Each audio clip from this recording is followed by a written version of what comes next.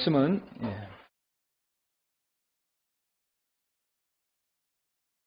이제 말씀 제목은 제가 원래 이제 사탄의 실체를 아십니까 하는데 이걸 다 이 안에 넣을 수가 없어서 리비아단 사탄의 이름입니다. 그래서 사탄의 실체를 아십니까? 사탄의 다른 이름. 성령님께서도 성령님, 또 진리의 영, 또 위로자, 또 예수 그리스도의 영, 여러 가지로 또 이렇게 나오죠. 성령님, 예수 그리스도도 하나님의 아들, 예수 그리스도, 또 구주, 우리의 구주이시고 여러 가지 이름이 나와요. 사탄도 용, 또 옛 뱀, 마귀, 또 여러 가지 이름이 있습니다. 이사야 14장에 어떤 게 나오죠? 루시퍼가 나오죠? 루시퍼. 이런 이름들은 개혁성이 없어요. 그래서 오늘의 이름은 사탄의 이름이 뭐냐? 리비아단이다. 리비아단. 사탄의 실체를 아십니까? 사탄의 실체에 대해서 이제 설교를 하고자 합니다. 강의를 하죠. 자, 오늘 본 말씀 다 같이 우리 욥기 40장 15, 16절하고 41장인데요. 40장 15, 16절 두 개를 보시겠습니다. 사탄의 다른 이름 뭐죠? 비히모, 리비아단 있죠? 자, 욥기 40장을 보시겠습니다. 40장 15절, 16절. 이제 내가 너와 함께 만든 비히못을 보라. 그가 소처럼 풀을 먹는도다. 이제 보라, 그의 강함은 그의 허리에 있고 그의 힘은 그의 배 중심에 있도다. 비히못. 성경에서 딱 한 번 나옵니다. 한 번 나오는데 사탄의 다른 이름이 리비아단인데, 리비아단은 시편에서, 이사야에서, 또 욥기에서 여러 번에, 4번에 걸쳐서 나오죠. 그래서 사탄의 다른 이름 대표적인 것이 바로 리비아단입니다. 41장 1절. 내가 갈고리로 리비아단을 끌어낼 수 있겠느냐? 의문이죠. 없습니다. 또한 끈으로 그의 혀를 낼 수 있겠느냐? 낼 수 없죠. 어떤 존재이기에 인간이 그를 결박할 수 있겠습니까? 그래서 이제 사탄의 다른 이름은 리비아단과 비못으로 특정 지어지는데요. 동양에서와 서양에서 용을 그리는 부분은 약간은 다르는데요. 일단에 보면 이제 여러분 그걸 구별을 해보신 적 있어요? 동양에서 용을 다루죠. 드래곤. 그리고 서양에서 드래곤. 용에 관련된 이런 판타지 영화도 많이 나오고 또 소설도 나오고 그럽니다. 영화도, 우리나라도 용에 관한 영화도 나오고 그럽니다. 그래서 이제 이 동양 같은 경우는 용이 이렇게 있으면 쭉 이렇게 해서 이렇게 해서 보면 비늘이 있죠. 그래서 용 같아요? 이렇게 해서 용이 아닌 것 같아요? 아직도 그림 세계를 이해 못하시네. 눈, 여기 있잖아요. 입이 우리 품잖아요, 그죠? 근데 서양은 좀 더 이해가 쉽습니다. 서양은 이제 코가 있고, 코 나오고, 발이 있고, 이렇게 눈이 있고, 이렇게 있으면 서양은 이렇게 해서 날개가 이렇게 있어요. 그리고 몸통이 있고 꼬리가 있어요. 발톱이 이렇게 있고.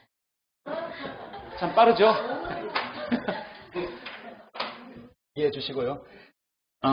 동양의 용은 승천하는 거 이거 뱀처럼 생겼었고요. 서양의 용은 박쥐 있죠. 박쥐의 날개처럼 항상 나와요. 날개처럼 나와 있어요. 여기 보면 이제 서양에서는 바다에서의 그 드래곤을, 바다에서 사는 용이 뭐라고 하냐? 일찍이 리비아단이라고 했어요. 리비아단이라고. 이 사람들이 어디에서 리비아단을 얻었을까요? 성경에서 얻은 거예요. 이런 해리포터라든지 판타지 영화들은 다 어디에서, 성경에서 다 따온 겁니다. 라니아 연대기도 마찬가지고. 라니아 연대기 보면 반인 반수 나오잖아요. 사티로스 나오죠. 다 성경에 나오는 것입니다. 유니콘 나오죠. 그래서 이런 바다 괴물을 그들은 바다 괴물, 바다 용, 바다에서 있는 용을 리비아단이라고들 그렇게 판타지 영화나 또 글에서도 표현을 합니다.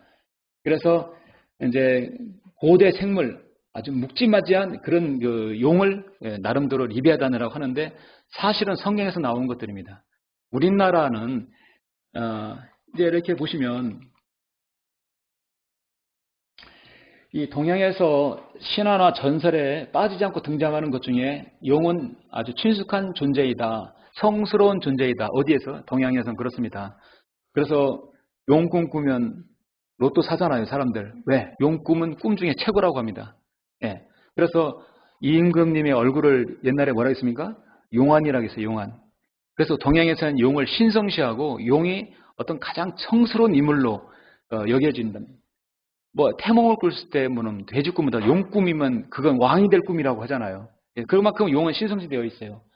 우리나라에서도 미르라는 고유어를 썼습니다. 예. 이 좋은 뜻에서 하는 말이죠. 예, 중국의 역대 황제가 용의 혈통을 이어갔다고 해서 하는 것처럼 조선의 역사에서도 군주들을 칭송한 서사시에서 용비와 장가라는 것입니다. 그래서 그 왕복이 입는 것도 용을 그립니다. 그래서 용은 이제 발톱이 있잖아요. 이 발톱이 이렇게 있으면 발톱이 이렇게 해서 이렇게 나오잖아요. 이 발톱이 2개 있는 발톱이 있고 3개 발톱. 용을 격상시킬 때마다 발톱을 더 많이 그린다고 그래요. 이 7개가 최고의 발톱이라고 한답니다. 어쨌든 그래서 우리나라는 그렇게 신성시하고 존귀한 존재로 여겨졌습니다. 그런데 서양은 달라요. 서양은 용은 파괴해야 되고 인간에게 재앙을 주는, 그러니까 좀 더 성경적인 접근에서 서양 사람들은 보는 거예요. 럭한 목사님도 용을 그릴 때 이렇게 안 그려요. 예, 중국이라도 우리나라 용을 그릴 때 이렇게 막 뱀처럼 그리는데, 영화도 그렇지만 럭한 목사님 그 용을 그릴 때 저렇게 날개를 이렇게 해서 역시 서양 걸 받은 것이죠. 자, 그래서 그것을 용을 신적인 존재로 생각하는 건 동양의 얘기고, 서양에서는 드래곤을 포악하고 잔인한 괴물로 그려집니다. 서양 문명에서 등장하는 드래곤은 무질서를 대표하는 상징으로 등장합니다. 인간에게 해를 끼치는 모든 재앙의 근원으로 여겼고, 홍수나 비바람, 화재, 기근, 심지어 전염병조차 바로 드래곤이 몰고 온다고 사람들은 생각합니다. 사실 맞죠? 용이 지나가면 잿더미가 되어버리고 파기가 있는 거예요. 예. 따라서 세상의 질서를 확립하기 위해서는 서양의 드래곤은 반드시 정복되어야 하는 괴물의 존재로 그려진다. 그런데 인간이 정복할 수 없는 존재로 여겨져요. 이처럼 동서양의 신화나 전설 속에서 등장하는 용의 모습은 천차만별입니다. 서양에서는 용과 싸워서 이기는 자가 세상을 이길 것이다 라고 이렇게 하면 어느덧 성경에서 많이 따오는 것 같은 느낌이 들죠. 자, 그렇게 신비롭고 악의 화신으로 등장하는 존재가 성경에 나오는 것이 분명히 존재하는 것이 아닌가? 이것은 성경에 나오는 것입니다. 근데 분명히 성경에 나온다면 허구로 나온 게 아니라 실제로 존재하기 때문에 나오는 것이다. 그렇다, 용은 분명히 존재한다. 이 세상에서 하나님의 대적하는 사탄의 각기 다른 이름을 알려주는 책은, 사탄의 다른 이름을 알려주는 책은 오직 모든 피조물을 창조하신 전능하신 하나님의 말씀에서 많이 밝히고 있습니다. 하나님을 대적하는 존재인 사탄의 다른 이름이 바로 용입니다. 루시퍼도 마찬가지지만 용입니다. 그리고 오늘 본문에서 또 다른 이름을 말씀하고 있습니다. 성경에서 적그리스도와 연관된 사탄의 이름들을 공부하는 데서 본문의 욥기의 말씀을 반드시 상고해야 합니다. 성경대로 믿는 그리스도인은 욥기를 통해서 사탄의 실체를 알 수 있다는 것이죠. 근데 이따가 이제 영상을 여러분 보여드리면 이제 알겠지만은, 일반 제도권 교회에서는요, 이제 리비아단이라고 하면 어느 정도 알아요. 아, 그건 괴물, 용이다 생각하는데, 그 리비아단 비못을 사탄과 연관시키질 않는다. 그냥 단순한 괴물로 여겨져요. 근데 그럴 수밖에 없는 것이 여기서도 성경이 변개됩니다. 그래서 우리는 바른 성경을 알 수 있죠. 자, 제가 일전에 이제 2번째 강의입니다. 루시퍼는 사탄의 이름이다. 사탄의 이름은 루시퍼다라고 제가 2번째 강의. 그래서 혹시 안 들으신 분은 참고로 들으시기 바랍니다. 자, 본문을 보면은 욥기 39장 7절 12절에 유니콘, 또 욥기 40장 15절 오늘 본문 말씀, 또 비못, 또 욥기 41장 리비아단이 있는데, 자, 욥기에서 인간이 한 번도 직접 보지 못하고 또 불가사의한 존재, 상상 속에 과연 그런 존재가 있는가 없는가 퀘스천을 주는 존재가 3개가 있어요. 바로 유니콘과 비목과 리비아단입니다. 자, 그래서 오늘은 이 비목과 리비아단에 집중을 하죠. 예. 자, 욥기 40장 15절 비못, 짐승들이란 뜻으로 사탄을 나타내는 이름이며 사탄의 삼위일체 중에 하나로 사탄이 육신으로 나타나는 한 사람인 적그리스도, 즉 짐승과의 관계를 밝혀준 이름이 비못입니다. 예. 그 다음에 또 하나 이름이 이제 루시퍼죠. 예. 우리는 지난번에 잠깐 한번 이제 강의를 한 것인데 되듬어 보면은 이사야 14장 12절 보면 오 아침의 아들 루시퍼야, 루시퍼. 자, 거듭나지 않은 사람도 사탄의 이름 루시퍼를 다 알더라고요. 어디서 알았을까요? 성경에서 유일하게 개혁 성경이 아니라 킹진 성경에서 알았습니다. 내가 어찌 하늘에서 떨어졌느냐, 민족들을 연약하게 했던 내가 어찌 땅으로 끊어졌느냐. 사랑의 추락과 타락을 얘기하죠. 개혁 성경, 개혁 개정판 모두 다 뭐라고 나오죠? 계명성이요. 모닝스타라고 나오죠. 예. 계명성이요. 어찌 그리 하늘에서 떨어졌으며 너 열국을 엎은 자여 어찌 그리 땅에 찍혔는고. 표준 세번역 쉬운 성경 모든 성경은 새벽별로 동일하게 연계되어 있습니다. 자, 모닝스타가 아침에 이리람 아침에 동쪽에서 뜨는 별 계명성. 새벽별이죠. 나는 빛나는 새벽별이요. 주님께서 말씀하셨죠. 주님은 자신이 새벽별이라고 말씀하셨어요. 결국은 루시퍼가 들어갈 자리에 예수님을 다 집어넣어 버린 거예요. 왜냐하면 계명성을 넣었다는 얘기는 계명성 새벽별은 바로 예수님을 얘기하거든요. 이름이 바꿔치게 된 겁니다. 그래서 성경은 사탄을 일컬어 루시퍼라고 하는데 루시퍼는 히브리어로 헬렐, 빛을 비추는 자, 빛을 전달하는 자. 그런데 사실은 스스로 빛을 낼 수 없는 자예요. 빛의 천사로 가장을 하는 것이죠. 오늘날 많은 사람들이 사탄을 빛의 천사로 가정해서 사탄을 하나님으로 알고 있는 사람이 많아요. 저크스를 그리스도로 부르는 사람들이 많아요. 가짜를 진짜로 보는 거죠. 그래서 고린도후서 11장에 다른 복음, 다른 예수, 다른 말씀을 세상에 펼치는 것이. 그래서 이사야 14장 12절에 루시퍼라는 말은 빛의 천사로 가장하는 사탄의 정체를 정확하게 밝혀주는 말씀입니다. 이사야 14장과 관련해서 반드시 함께 알아야 할 성경 구절은 에스겔 28장입니다. 여러분 에스겔 28장 지난번에 보셨죠? 사탄이 최초 하나님의 보좌를 그 권좌를 찬탈하기까지 그 전 과정을 나타냅니다. 그래서 28장의 구절은 사탄의 타락 이전의 모습을 설명하고 있고 이사야 14장은 타락 이후의 일을 설명하고 있는 것입니다. 그래서 28장 보면 투르 왕에 대해서 주님께서 예언하신 말씀이에요. 투르 왕은 사탄으로 지칭합니다. 투르 왕은 역사적으로 존재했던 투르 왕을 뛰어넘어 투르 왕에게와 같이 모든 허세와 교만을 불어넣으며 다스렸던 배후에 있는 보이지 않는 사탄을 가리키고 있다. 그러니까 자신을 하나님보다 높이고 있는 세상의 한 왕 속에서 자신의 목적을 성취하고 있는 사탄을 나타내고 보이고 있는 것이다. 이런 점에서 투르 왕은 사탄을 예시하기도 한다. 지난번에 28장을 보셨기 때문에 이거는 찾지 않겠습니다. 오늘은 리비아단에 집중하죠. 에스겔 28장에서 이거 한번 보시면 내가 하나님의 동산 에덴에 있어 모든 귀한 돌인 홍보석과 황옥과 금강석과 녹보석과 금강석이 뭐죠? 다이아몬드입니다. 다이아몬드. 녹보석과 얼룩마노와 벽옥과 사파이어와 에메랄드와 홍옥과 금으로 덮여 있었고 내 북들과 관악기들이 만들어짐이 내가 창조되던 날에 내 안에 예비되었도다. 푸르 왕이 사실 그런 적이 없어요. 그러나 이 부분은 바로 루시퍼 사탄을 하나님의 보좌를 찬탈하기 전에 반역하기 전에 있는 상황입니다. 이것은 결코 역사상 투르 왕에게 해당하지 않습니다. 그래서 변개된 성경에서 성인을 고수하는 학자들은 이것이 투르 왕을 단지 역사상의 투르 왕으로 왜곡해서 제한시켜 버리는 것이죠. 결국은 사탄의 처음에 왜 창세기 1장 2절에 하나님께서 심판 흔적을 보여주셨는가? 바로 1장 2절이 이것 때문에 나오는 것이죠. 그래서 우리는 이것 때문에 1장 2절과 3절 사이에 파괴가 있었고 3절부터 재창조가 있다는 것을 우리가 말씀을 드리는 겁니다.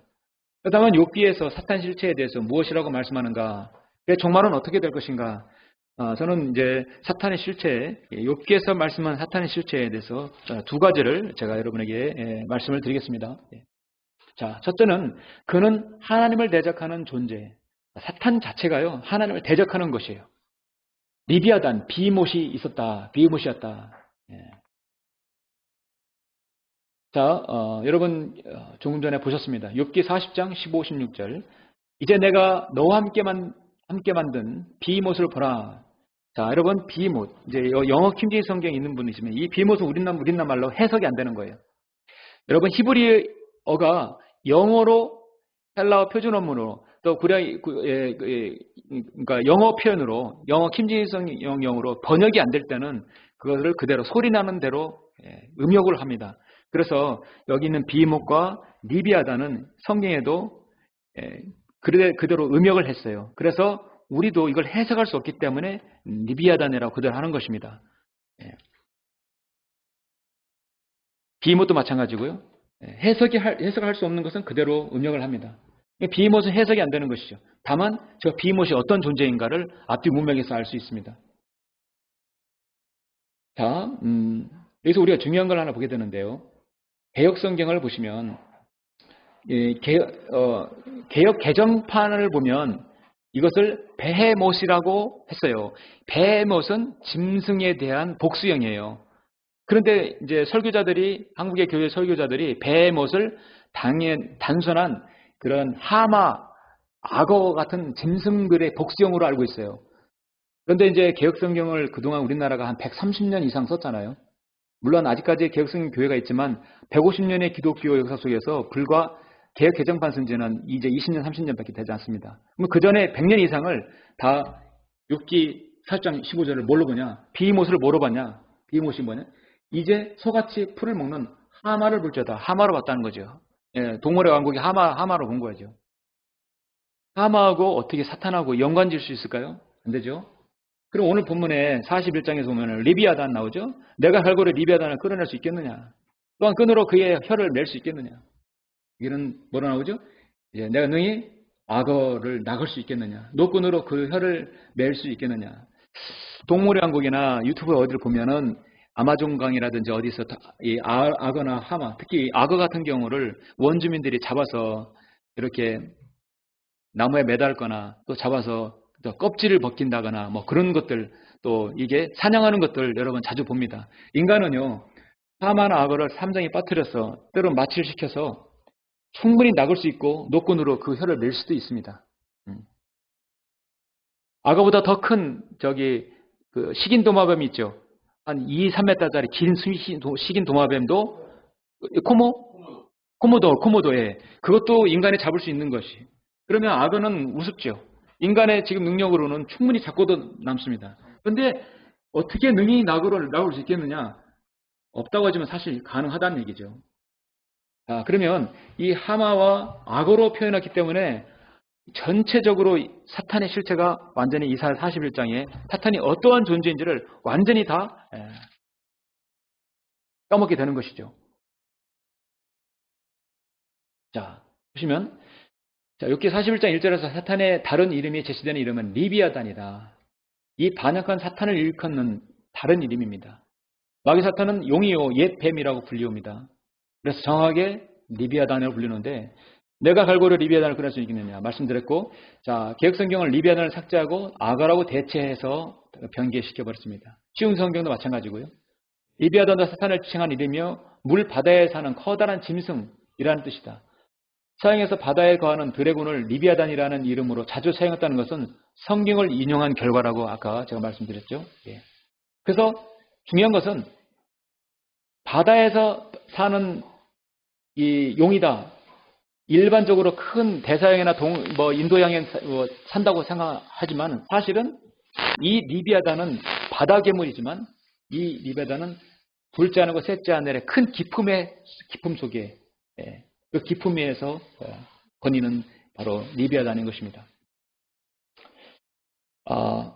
요한계시록 13장 1절을 보면 거기에 배들이 다니며 리비아단이 있으니 주께서 거기서 논이게 하신 것이니이다. 10편 104편 나오죠. 또 그는 한 개 이상의 머리가 있다고 말씀하고 있습니다. 104편 26편 리비아단 나오고, 특히 욥기 41장 전체에서는 사탄의 정체를 가장 자세히 밝혀주는 장입니다. 자, 이제 여러분 41장 리비아단의 존재에서 잠깐 한번 보시죠. 리비아단 대신에 악어를 놓으면 2절에 보니까 내가 칼고리로 그의 코에다 넣을 수 있겠느냐? 악어 가능합니다. 코모도도 가능하고 다 가능해요. 인간의 능력 충분합니다. 그러나 리비아단은 불가능하다. 가시로 그의 턱을 죽게 할 수 있겠느냐. 욥기는요, 하나님께서 욥에게 시험을 줬을 때 그는 나를 거절하지 않고 나를 여전히 신뢰할 것이다. 아무리 극심한 고난이 오더라도 그는 나를 신뢰할 것이야. 아닙니다. 하나님께서 욥에게 복을 주시니까 하나님께 순종하는 거 아닙니까? 한번 쳐보세요. 그래, 내 목숨만 빼고 네가 아무게 해라. 사탄이 그렇게 했어요. 욥은 철저하게 고난당했어요. 아내는 저주하고 가버리고 자녀들 비명 행사하고 집은 타버리고 자신은 병들어 있고, 예. 그런 상황에서 욥은 끝까지 주님을 신뢰했죠. 자, 여기까지 보통 사람들이 알고 있지만, 그런데 욥은 거봐, 나는 이래서 의로운 사람이야. 그래서 내 의의가 하나님보다 더 높아. 나는 이렇게 고난 중에도 주님을 신뢰하잖아. 거기서 욥은 자신이 교만해진 겁니다. 그래서 하나님께서 이제 욥의 새 친구 엘리후 여기하고 친구들이 와서 또 반론을 제기하죠. 그 반론이 제기한 장이 거의 중심부에 해당하고 마지막 38장에서 이제 주님께서 이제 욥하고 대면해서 따질 것입니다. 주님께서는 이제 너 정 차려라. 네가 어떻게 의롭게 내가 가지고 있는 의보다 더 의롭게 될 수 있느냐. 잘못 알고 있다. 이제 하나님께서 욥을 한 수 가르쳐주는 장면이 38장 2절 3절 보니까 지식이 없는 말로 이치를 어둡게 하는 자가 누구냐. 너는 이제 남자답게 내 허리를 동이고 내가 너에게 요구할 것이니 너는 내게 대답하라. 38장에서 소나기 질문을 합니다. 엄청난 이런 많은 질문들을 했을 때 네가 그걸 보았느냐? 할 수 있느냐? 했을 때 욥은 그 자리에서 고꾸라졌어요. 38장 39절에 내가 사자를 위하여 먹이를 사냥하겠느냐? 아니면 젊은 사자들의 식욕을 채워주겠느냐? 까마귀 새끼들이 하나님께 부르짖고 먹이가 없어 방황할 때 누가 그 까마귀를 위하여 그 먹을 것을 마련해 주었느냐? 바위에 들염소가 새끼 낳을 때 내가 알 수 있으며 암사슴이 새끼 낳을 때를 내가 정할 수 있느냐? 동식물의 모든 먹이사슬과 생태계를 모두 내가 관장하고 있는데 너는 그걸 할 수 있느냐 물었어요. 그리고 다시 질문합니다. 41장에서 그러면 너는 갈고리로 리비아단을 끌어낼 수 있느냐? 내가 갈고리를 그의 코에다 넣을 수 있겠느냐? 그 존재가 어떤 존재인지 아냐? 그 존재는 악어 하마가 아니다는 거예요. 그 존재는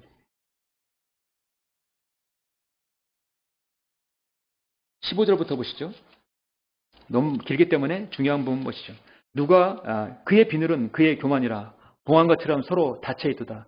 비늘과 비늘 사이가 너무 가까워서 그 사이로 바람도 들어갈 수 없도다. 여러분, 바람도 들어갈 수 없을 정도면 그 비늘과 비늘 사이에 얼마나 많은 그 교만이 쌓여 있습니까?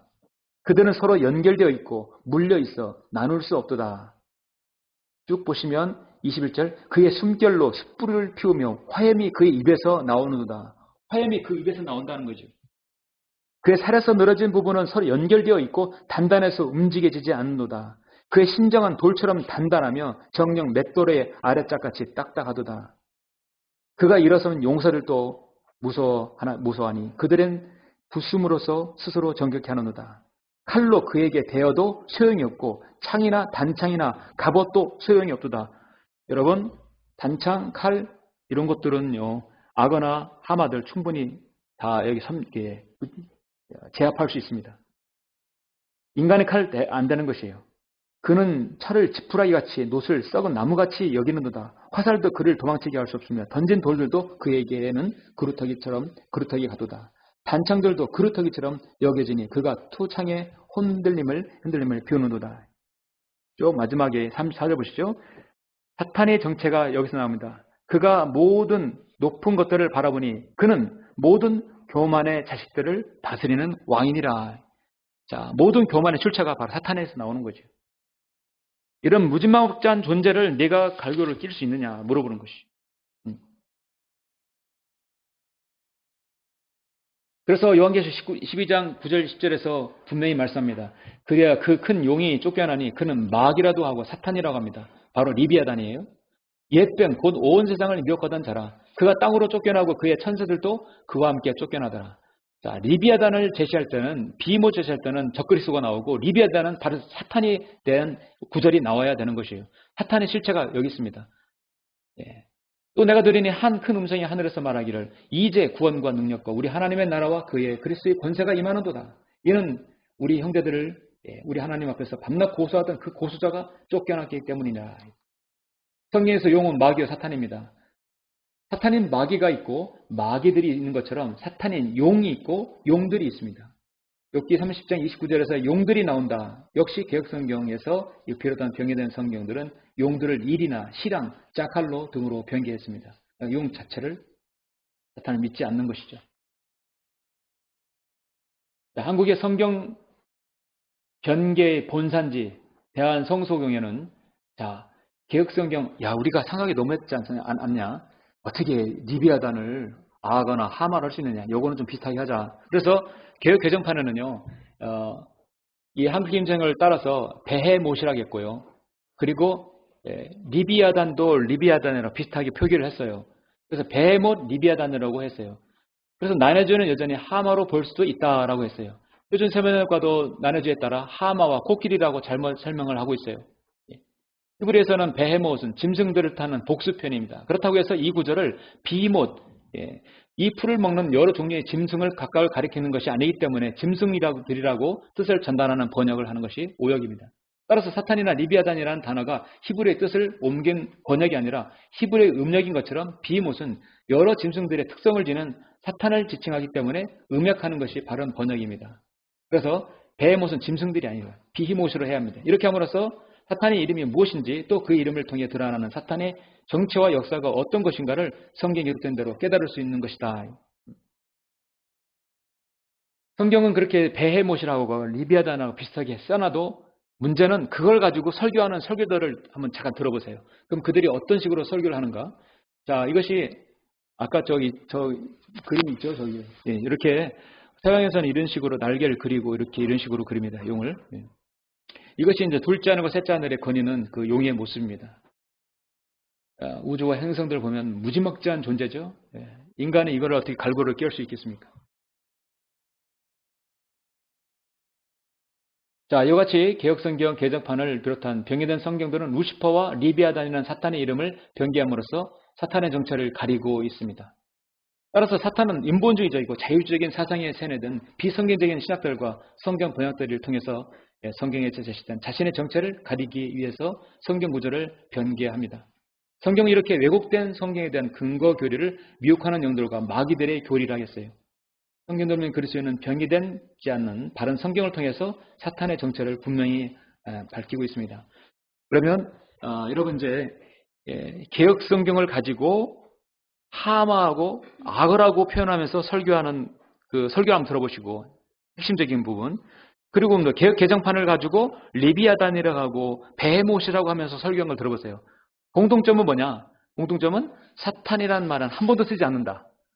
사탄의 실을 예치지 않아요. 그냥 똑같이 짐승이라고 보고 있는 것입니다. 핵심적인 걸 한번 보시겠습니다.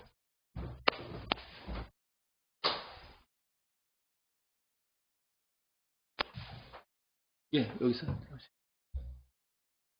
오늘 우리가 상대해야 되는 상대는 바로 이 악을 상대해가지고 싸워야 되는 것입니다. 오늘 첫 번째로 악은 낚시로 잡을 수 없다고 말씀하고 있습니다. 하나님께서는 욥에게 하나님에 대해서 많은 말씀을 하시지 않습니다. 단지 하나님이 만드신 그 짐승들 중에서 좀 욥이 관심을 가지지 않았던 것에 대해서 그냥 설명을 하십니다. 사냥은 절벽에서 사는데 절벽을 평지처럼 뜁니다. 타조는 새지만 날지 못합니다. 근데 뛸 때는 말보다 더 빨리 뜁니다. 들나귀는 나귀처럼 생겼지만 절대로 길들지 않습니다. 그런 것에 대해서 한번 생각을 해봤느냐? 너는 모든 것이 길들여야 되고 공부를 잘해야 되고 잘생겨야 되고 말도 잘 들어야 된다고 생각하는데 그렇지 않는 것이 굉장히 많다는 것입니다. 그렇지만 자기 나름대로는 재주가 있습니다. 막 절벽을 뛰고 막 날지는 못하지만 말보다 더 빨리 달리고 들나귀는 겁이 없습니다. 절대 겁이 없어요. 근데 하나님께서는 마지막으로 두 짐승을 소개합니다. 두 짐승. 부족한 것이 아무것도 없고 아쉬운 것이 아무것도 없는 두 짐승을 소개하는데 그 짐승에 대해서 한번 생각해 본 적이 있느냐? 하나는 함하고 하나는 악어인 것입니다. 하마와 악어는 공통점이 있습니다. 그 공통점은 무엇인가 하면 물에도 살고 육지에도 나갈 수 있습니다. 물에서 살 수도 있고 육지에도 살 수 있기 때문에 잡을 수가 없어요.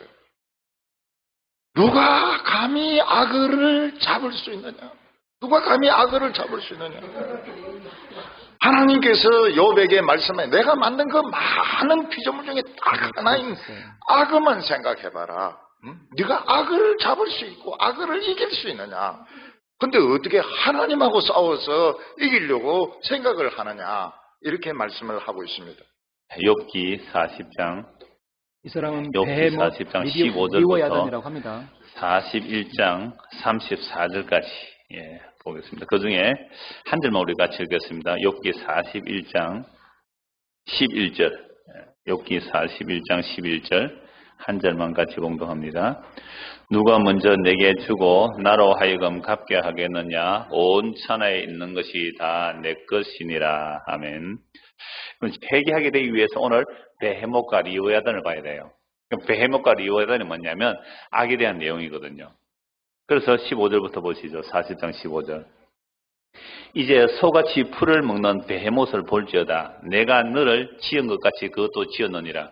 그것의 힘은 허리에 있고 그 뚝심은 배의 힘줄에 있고 그것이 꼬리치는 것은 백향목이 흔들리는 것 같고 그 넓적다리 힘줄은 서로 얽혀 있으며 그 뼈는 놋광 같고 그 뼈대는 새 막대기 같으니 그것은 하나님이 만드신 것 중에 어뜸이라. 그것을 지으시니가 자기의 칼을 가져오기를 바라노라.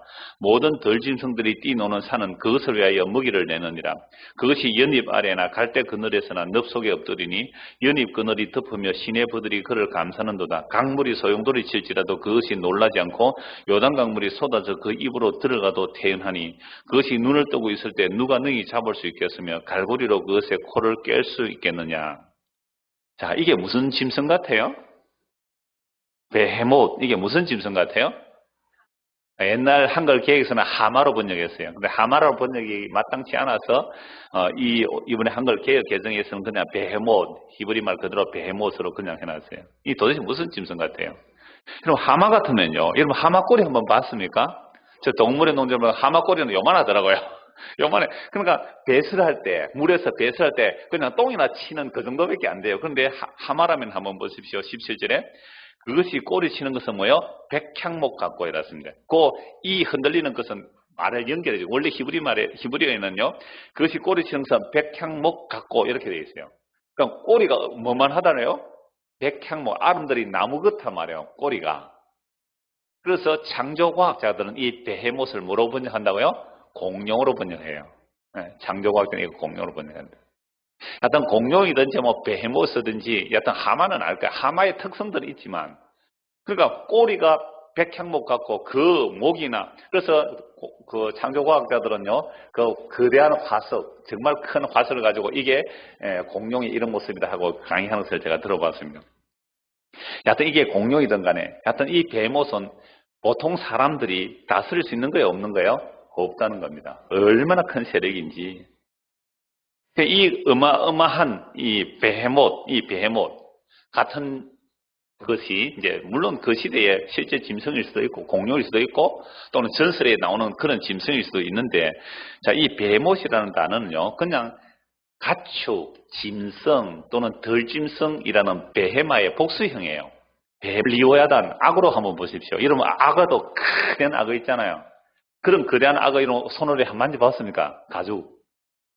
끔찍해. 아마 이럴 거예요. 악어가 얼마나 무서워요. 근데 이건요, 물론 악어로도 표현하지만 그 비늘이라든지 뭐 이렇게 바닥에 가는 이런 모습들은 참 악어와 비슷하게 말하기도 합니다. 근데 이걸 리워야단이라 그러거든요. 그럼 이 리워야단, 이 악어, 이런 거대한 짐승, 무서운 짐승. 우리가 뭐 동물원과 같은 데도 거대한 악어봐도 참 무서워요. 그죠? 악어 한 마리 큰 게 나와서 오면 사람도 삼킬 수 있잖아요. 근데 이보다 더한 무서운 짐승. 근데 최고로 무서운, 하나님께 피조물 중에 최고로 무서운 공룡, 또 뭐 악어, 뭐 그렇게 봐도 상관없어요. 그러한 짐승들을 네가 잡을 수 있느냐 이 말입니다. 20장 보십시오. 요한계시록 20장.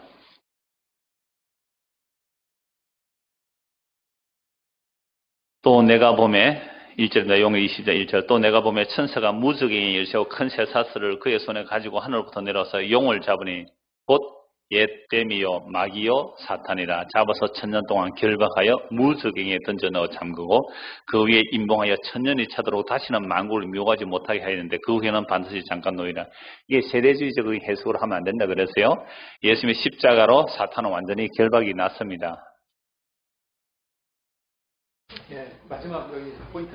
이거 세대적으로 해석하면 안 됩니다. 이거 사탄 결박은 이미 예수님 출임 때 결박되었습니다. 이런 맞습니까? 틀리십니까? 틀립니까? 틀리죠. 사탄의 결박은 예수님의 재림 이후에야 가능합니다. 예, 재림 때 사탄이 결박돼서 끝없이 깊은 구렁, 무적행인데 끝없이 깊은 구렁으로 잡아 가두죠. 그리고 1000년 동안 가둡니다. 1000년이 끝나면 잠시 노임받게 되죠.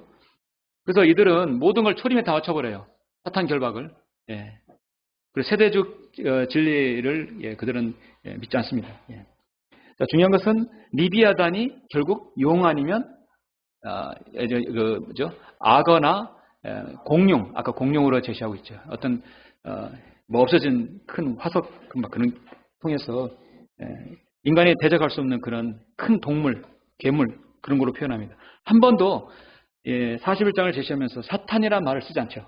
사탄의 존재. 쓰지 않습니다. 이것이 이제 오늘날 대표적으로 개혁 개정판하고 개혁성경 쓰는 사람들이 이 욥기 40장, 41장을 리비아단, 그 다음에 비헤못에 대한 그들의 설명이에요. 이제 이렇게 설명 듣다 보니까 한국교회가 전체가 리비아단이 뭔지, 비헤못이 뭔지 자체를 몰라요. 아, 이게 바로 창세기 3장에서 묘했던 존재. 그리고 요한계시록 21장에서 불못에 던져질 그 사탄이라는 존재를 알지 못하는 겁니다. 두 번째 이제 보시면 그는 멸망할 존재이며 오직 말씀으로만 가능하다. 말씀으로 그를 무너뜨릴 수 있다는 것이죠. 자, 우리가 41장 아까 중요한 말씀 하나 있는데 이 리비아단을 26절에 보니까 칼로 그에게 대어도 소용이 없고 창이나 단창이나 갑옷도 소용이 없다. 인간이 아무리 잘 드는 아무리 그 명검이라 할지라도 리비아단은 붙일 수 없다는 것이죠. 왜냐하면 거기 비늘과 비늘 사이에는 너무 가까워서 바람도 안 들어간다는 것이에요. 바늘구멍도 들어갈 수 없다는 거예요. 바늘도 들어갈 수 없다는 거예요. 그러면 어떤 검도 되지 않는다는 것이죠. 유일한 것은 하나님의 말씀의 칼입니다. 예. 자, 이 세상에서 사탄은 리비아단을 무찔 수 있는 무기는 무엇이겠는가? 이것은 영적 존재라는 점입니다. 영적 존재에게는 현재 모든 국가들의 경쟁적으로 갖추려는 군대의 무기 같은 것이 무용지물입니다. 소용이 없어요. 대포는 물론 미사일, 원자폭, 수소포탄도 얘기는 아무 소용이 없습니다. 이렇게 40장 15절 19절 보면 이제 내가 너와 함께 만든 비못을 보라. 그가 소처럼 풀을 먹는다. 이제 보라 그의 강함은 그의 허리에 있고 그의 힘은 그의 배의 중심에 있도다. 그는 그의 꼬리를 백현목같이 움직이고 돌들로 된 그의 힘줄은 함께 얽혀 있도다. 그의 뼈들은 강한 놋조각들 같고 그의 뼈들은 철 빗장들 같도다. 그는 하나님의 길에서 으뜸이며 그를 만든 이가 자신의 칼로 하여금 그에게 다가가게 할 수 있느니라. 여기 나오는 비못은 요한계시록 13장 나오는 바로 적그리스도를 말씀하고 있죠. 하나도 보시면 사탄을 무찌를 수 있는 최강의 무기는 바로 히브리서 4장 12절 말씀. 자, 우리가 이제 흔히 하나님의 말씀은 인간의 관절과 골수를 찔러 가르고 또 그 의도와 그 모든 마음을 판별한다고 나오잖아요. 자, 자세히 보시면 우리는 하나님의 말씀이 어떤 인간의 내면적인 모든 것을 갈파한다고 생각하지만 원천적으로 히브리서 4장 12절 말씀은 누구에게 해당하냐면 바로 사탄에게 직격탄을 주는 거예요. 히브리서 4장 12절 다 같이 보시겠습니다.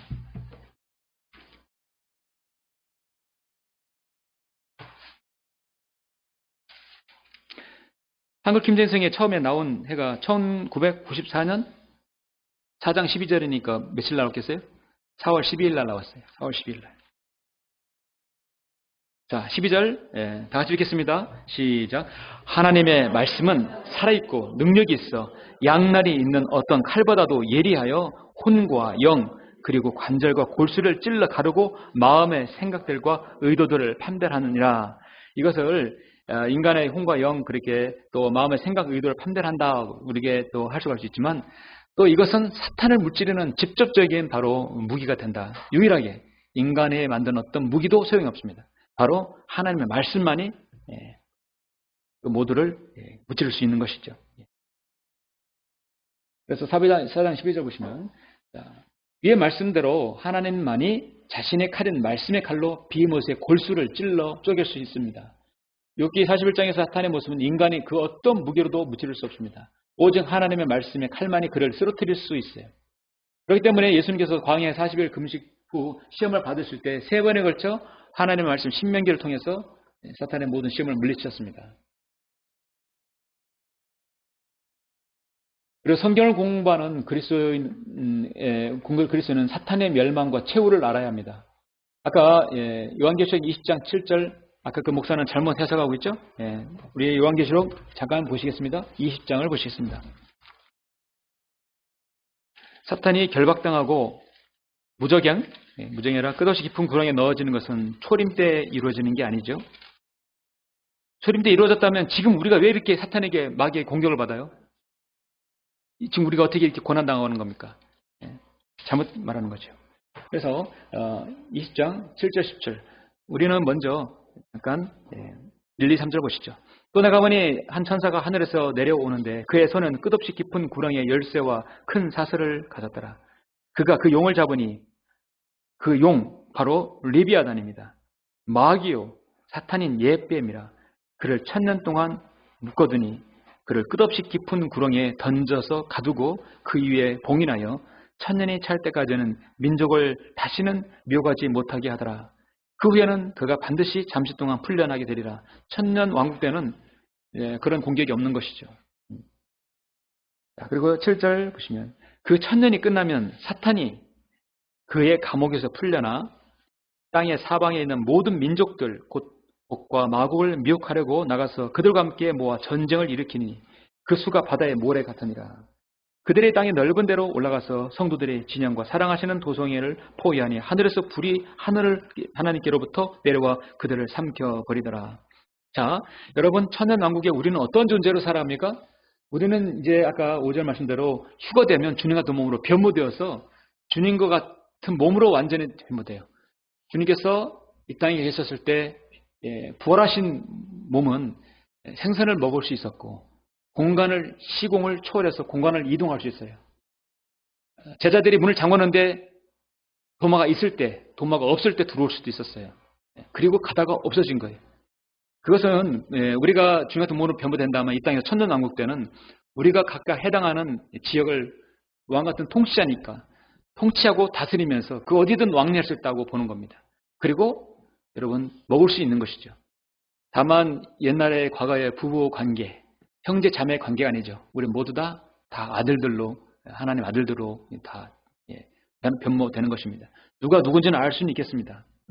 그래서 그 1000년이 끝난 다음에는 우리는 미혹되는 존재가 아니에요. 바로 그 1000년 동안 생식하고 번성한 많은 민족들이 있을 거 아니에요. 그렇죠? 그 민족들은 고난과 어려움을 몰라요. 그리고 그들은 번어게인 하지도 않았어요. 거듭나지도 않았어요. 그러므로 미혹에 아주 노출되어 있어요. 그래서 마지막으로 하나님께서 새 예루살렘, 새 땅, 새 하늘로 들어가기 전에 이들을 마지막으로 한 번 더 걸러줍니다. 그래서 대규모 사탄이 이들을 또 회유해서 예루살렘을 총공격하기로 모이죠. 그래서 하나님께서 한 번에 불이 내려와서 일거에 다 불살아버립니다. 10절에 보니까 그들을 미혹하던 마귀가 불과 유황못에 던져지니 그곳에는 그 짐승과 거짓 선지자도 있어 영원 무궁토록 밤낮 고통을 받으리라. 현재 불과 유황못에 던져진다. 불못, 그러죠? 이미 지구는 이제 맹렬한 불에 다 녹아내려 버리고 우주의 불못, 가장 밑바닥에 그 짐승과 거짓 선지자, 사탄, 이 삼위일체죠? 떨어지는 것이죠. 자, 그래서 여기서 말씀드렸습니다. 우리가 이제 아버지 하나님, 아들 하나님, 성령 하나님 있듯이 사탄도 삼위일체가 있습니다. 용, 사탄, 짐승, 적그리스도, 바로 거짓 선지자입니다. 사탄은 하나님을 모방하고 그대로 따라합니다. 제가 말씀드린 건 조금 전에 말씀드렸어요. 그래서 끝없이 깊은 구렁에 올라오는 이 존재를 보세요. 어떤 존재들은 보면 그 교만함과 그 가혹함 그리고 인정사정 없는 그 눈빛을 보세요. 모든 사람을 지옥에 던져넣기도 충분한 그 눈빛이죠. 자, 결론을 꼬부라진 뱀 리비아단은 하나님 다음으로 막강한 존재입니다. 원래 그의 위치는 하나님의 보좌 위를 덮는 5번째 그룹이에요. 천상의 존재는 좌우 4그룹의 존재가 있어요. 그는 놀라운 음악적 재능을 가진 자로 최초의 창조가 이루어진 후 수많은 천사들로 이루어진 하나님을 찬양하는 인물과 같은 지휘자였습니다. 너무도 많은 천사들이 자신을 숭하고 따르자 우쭐해져서 자신이 하나님의 자리에 앉겠다는 반역의 마음을 품게 되었고 결국 그 반역의 마음에 실천을 옮겼다가 하나님 면전에 쫓겨나 처음부터 살인자였으며 거짓말 알리가 된 존재입니다. 그는 현재 셋째 아내와 둘째 사이에 경계가 있는 깊음 속에 유의 거하고 있으며 온 우주를 하나님으로부터 한시적으로 위임받아 활동하고 있습니다. 그래서 이 공중 권세의 통치자이기도 합니다. 이 세상의 신이기도 합니다. 그건 이 땅에 있는 동안인 것이에요.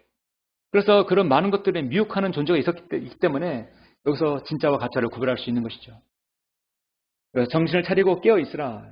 이는 너희의 대적 마귀가 울부짖는 사자처럼 삼킬자를 찾아 두루 다니기 때문이라 말씀하죠. 사탄을 공격하고 방어하는 유일한 무기가 성령의 칼인 하나님의 바른 말씀입니다. 오직 성경들은 그리스도인만이 이 무기를 다룰 수 있습니다. 바로 여러분 앞에 있는 성경이죠. 그래서 성경은 그리스도인들에게 정신을 차리고 깨어 있으라고 마귀를 대적하라고 말씀합니다. 믿음 안에 굳게 서서 그를 대적하라. 이는 세상에 있는 너희의 형제들도 동일한 고난을 당하는 줄 아미니라. 그러므로 하나님께 복종하라. 마귀를 대적하라. 그리하면 그가 너희로부터 도망하리라. 여러분 이 대적하는 거 있죠. 대적한다고 2번 나왔잖아요. 여러분이 마귀를 대적하는 것 중에 어떤 것이 있을까요? 마귀들에게 대적하는 것은 기도가 있겠죠. 말씀을 공부하는 게 있고 또 하나 직접적으로 마귀를 공격하고 대적하는 것은 복음을 전하는 거예요. 나가서 예수 그리스도의 복음을 전하는 것은 아주 직접적인 마귀의 공격과 대적이네요. 왜냐하면 적진에 들어가는 거 아니에요. 세상 속에 들어가서 복음을 전하는 것이에요. 그리고 얼마나 그들이 이를 갈고 싫어하겠습니까? 오늘 병행된 성경들은 이런 마귀 사탄의 정체를 교묘하게 가려버리고 있어요. 아까 리비아단, 이워단, 비헤못 아무리 그렇게 얘기해도 한 번이라고 사탄이라고 하지 않아요. 그 존재에 대해서 얘기하잖아요. 그리고 사탄의 무정형이 그렇게 집어넣는 것은 이미 초림 때 끝났다고 그러는 것입니다. 이런 성경 신뢰과 그렇게 성경을 가르치기 때문에 이 나라 성도들이 한국의 기독교인들이 성경에 무지하고 분별력이 없는 거죠. 사탄의 존재를 모릅니다. 우리는 그러한 사실을 통해서 바른 영적 분별력을 가지고 주님을 섬겨야 합니다. 사탄도 자신의 때가 얼마 남지 않았습니다. 이제 마지막 시대 최후의 발악을 하는 것이에요. 신천지 이만희도 보내고 여호와 증인도 보내고 안상훈 증인에도 장길자도 보내고 막 사람들 보내는 거예요. 막 많은 그 그물들 막 지뢰 막 퍼뜨리는 것이에요. 그런 데 가서 생을 낭비하고 끝내버리는 것입니다. 성경도 믿는 지역교회 하늘 막 구름대같이 옵니까? 전혀 그렇지 않죠. 이사야 27장에도 리베단 2번 나오는데 같이 읽겠습니다. 그의 종말입니다. 시작. 그날에 주께서 그의 격심하고 크고 강한 칼로 날쌘 뱀 리비아단을 벌하시리니 즉 꼬부라진 뱀 리비아단이라. 또 주께서는 바다에 있는 그 용을 살해하시리라. 그래서 그 용입니다. 용이 리비아단. 악어가 아니죠. 그래서 오늘 사탄의 실체에 대해서는 이제 끝났고요. 다음 주에 또 다른 주제로 말씀을 드리겠습니다. 수고하셨습니다. 은혜와 진리가 충만하신 아버지 하나님 감사합니다. 오늘 후에는 우리가 사탄의 실체에 대해서 알아봤습니다. 그리고 그의 종말까지 보았습니다. 욥기서에서는 사탄의 이름을 리비아단 그리고 비히못이라고 분명히 말씀하고 있습니다. 오늘 많은 교회들에서 아버지 하나님 사탄의 실체를 알지 못하고 단순한 세상에 있는 동물로 표현하고 있습니다. 그렇기 때문에 그들은 영적 분별력이 없고 사탄의 종말과 그들의 실체를 알지 못하여 분별력이 없이 모든 마귀의 공격들에 무너지고 있습니다. 우리가 이렇게 바른 말씀으로 분별력 있게 주님을 섬기게 해주시고 마귀의 존재와 그의 실체를 알 수 있도록 인도해 주심을 감사합니다. 이제 우리가 그의 실체를 알 만큼 또 그 실체를 세상에 전하고 더 이상 사람들이 속지 않도록 저희들의 이 사역을 주님께서 복주시고 인도하여 주시옵소서. 오늘 오전과 오후의 모든 말씀들을 통해서 그 무엇이라도 하나의 말씀을 마음판에 잘 새겨서 돌아가시는 우리 성도들 주님께서 한 줄 동안도 승리하도록 인도해 주시며 그 생에 하나님께 놀랍도록 변화를 주시길 간절히 원합니다. 아버지 하나님 당분간 이제 우리 강준호 형제님 태국에서 이제 가십니다. 모든 일하시는 것들 하나님께서 함께해 주시고 가정에 주님께 동일하게 역사해 주시고 우리 의민이가 군복무에 또 내년 6월달까지 잘 안전하게 무사하도록 복무할 수 있도록 주님께서 인도해 주시길 원합니다. 또 이제 오늘 오지 못한 우리 봉구자 모친님도 주님께서 건강으로 함께해 주시옵소서. 저희 뉴질랜드 가 있는 우리 이종성 형제님, 김순희 자매님 주님께서 함께해 주시며 늘 건강으로 인도해 주시며 또 내년 봄에 올 때도 주님께서 육신의 또 건강한 모습으로 주님께서 뵐 수 있도록 인도하여 주시길 원합니다. 일본에 가 계시는 일본에 있는 우리 손정미 자매님 그리고 민순희 자매님 주님의 능력의 손길을 붙들어 주시고 그들의 가정에 함께해 주시며 아직 구원받지 못한 남편들 꼭 구원받을 수 있도록 주님께서 역사해 주시옵소서. 그리고 이제 미국에서 이제 이번 주면 이제 수요일이면 오십니다. 우리 김편희 자매님 안전하고 무사하도록 잘 도착할 수 있도록 인도해 주시고 또 우리 행진도 함께해 주시길 간절히 원합니다. 이렇게 외국에서 이 사역을 위해서 기도하고 함께하는 지체들이 있습니다. 주님께서 늘 함께해 주시며 그들의 모든 하는 일들 주님 안에서 잘 번성하도록 인도해 주시고 주님의 뜻 가운데서 인생을 잘 펼쳐나갈 수 있도록 인도하여 주시옵소서. 우리 모두를 주님께서 보호해 주시고 하시는 모든 일들 아버지 하나님 늘 선하게 인도하여 주시옵소서. 감사를 드립니다. 주 예수 그리스도 이름으로 기도드렸습니다. 아멘. 좋습니다. 30분에 말씀 공부하겠습니다.